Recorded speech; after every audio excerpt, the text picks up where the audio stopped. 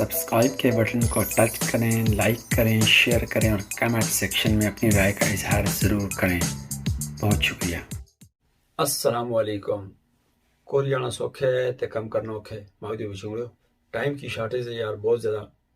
एक तो रमज़ान है, दूसरा ये है कि रमज़ान में रूटीन भी आउट हो जाती है। जैसे मैंने आपको पहले बताया, आज मैं सेरी में टाइम मिला है तो मैंने बोला यार सोते नहीं हैं, सेरी करके थोड़ी देर वीडियो बनाते हैं। तो फिर ये काफ़ी सारे दोस्तों के मैसेजेस आ रहे हैं, वो पूछ रहे हैं, कमेंट्स कर रहे हैं, डिटेल बनाएं भाई विजिट वीज़े के बारे में। देखें भाई, विजिट वीज़ा, अगर आपका पासपोर्ट स्ट्रॉन्ग है, पाकिस्तानी पासपोर्ट है और आपका स्ट्रॉन्ग है, आपने मिसाल कई ममालिक का विजिट किया है, फिर आपको इजीली साउथ कोरिया का विजिट वीज़ा मिल सकते हैं। आप आसानी से आ सकते हैं, आपका खर्चा भी कम हो सकता है। मुझे एक दोस्त ने फ़ोन किया, दोस्त तो नहीं था खैर, जानने वाला, वैसे ही सोशल मीडिया के ज़रिए उसने मेरी वीडियो देखी, कमेंट्स। जब कोरिया पहुंचा तो उसके बाद जॉब का उसका मसला था, उसने मुझे जॉब के लिए फ़ोन किया। तो भाई मैं आया हूँ, अभी 1-2 महीने हुए हैं, तो मेरे पास जॉब नहीं है, तो आपकी वीडियो देखी है। तो मैंने बोला यार चलें, बहुत शुक्रिया आपका। उसको शुक्रिया अदा मैंने किया। लेकिन उससे मेरी बात हुई तो उसने मुझे डिटेल से बताया कि मैं मस्कत से आया हूँ। वो भाई मस्कत से आया था और वो कहते मैंने खुद अप्लाई किया, किसी एजेंट के पास नहीं गया, खुद एम्बेसी में गया। मस्कत से मैं वीज़ा लेके इधर आया।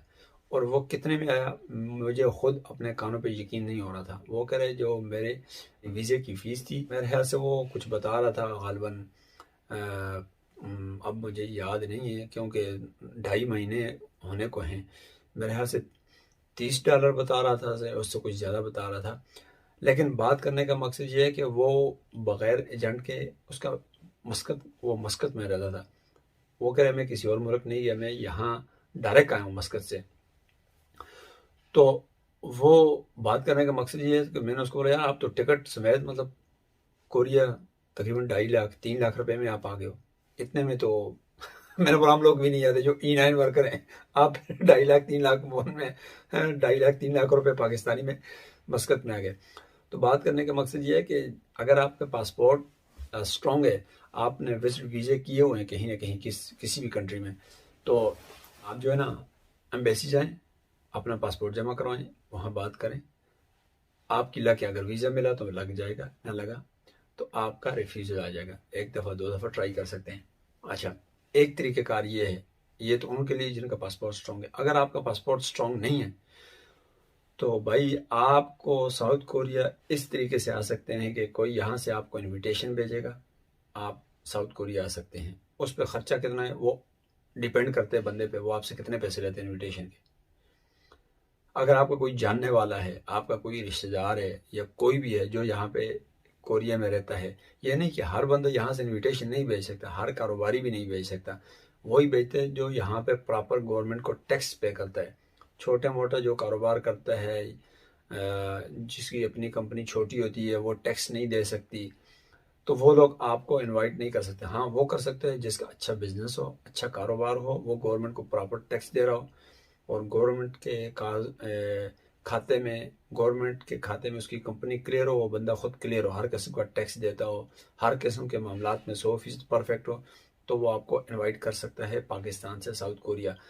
अगर आप ये समझें कि आपका मामू का बेटा, आपका चाचा का बेटा, आपका फूफो का बेटा, यानी कोई भी आपका रिश्तेदार या कज़न आपका जो भी साउथ कोरिया में है, वर्कर के तौर पर आया है, वो आपको कहे कि मैं आपको बुलाता हूँ, या आप ये समझे कि यार वो गया है वो मुझे बुलाएगा, तो ऐसा मुमकिन नहीं है। वो आपको नहीं बुला सकता क्योंकि ऑलरेडी पाकिस्तान जो वर्कर आते हैं वो E9 वर्कर वीज़े पे आते हैं। ये कोरियन एम्प्लॉयमेंट सिस्टम है। पीछे एक वीडियो मैंने बनाई थी इस बारे में, ये क्या क्या तरीक़ेकार है और कैसे कैसे आते हैं।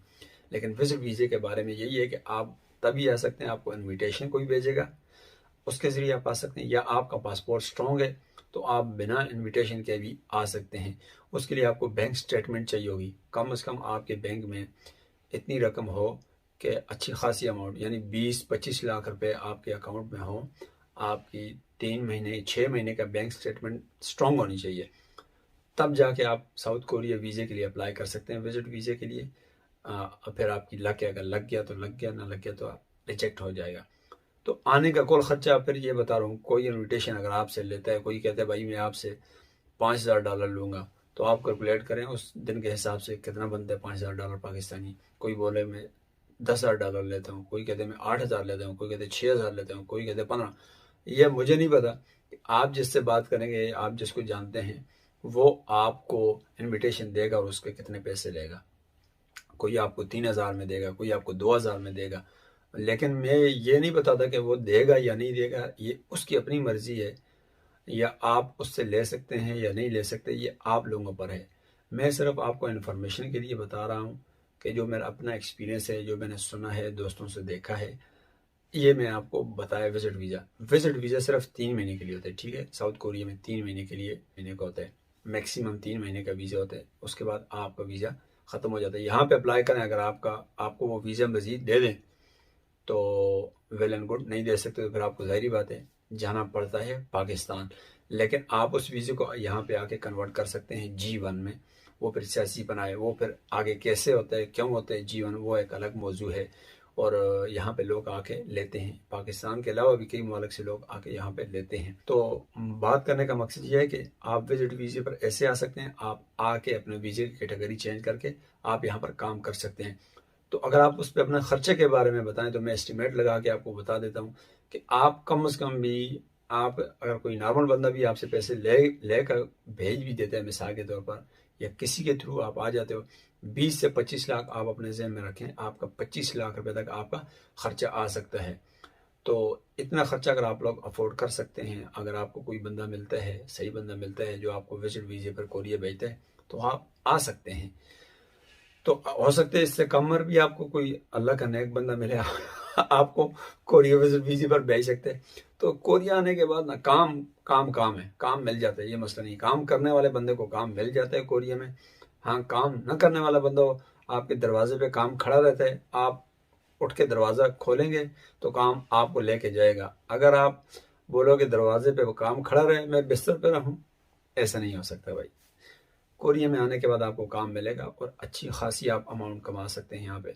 अगर आप 25 लाख रुपए पाकिस्तानी दे के आते हैं, आप आराम से साल से पहले अपने पैसे पूरे कर सकते हैं। तो ये डिटेल थी, कुछ मैंने बता दिया आप लोगों को। ये तकरीबन उम्मीद करता हूँ कि आप लोगों को समझ आ गई होगी। तो आज के लिए इतना ही, दुआ में याद रखिएगा। अस्सलाम वालेकुम।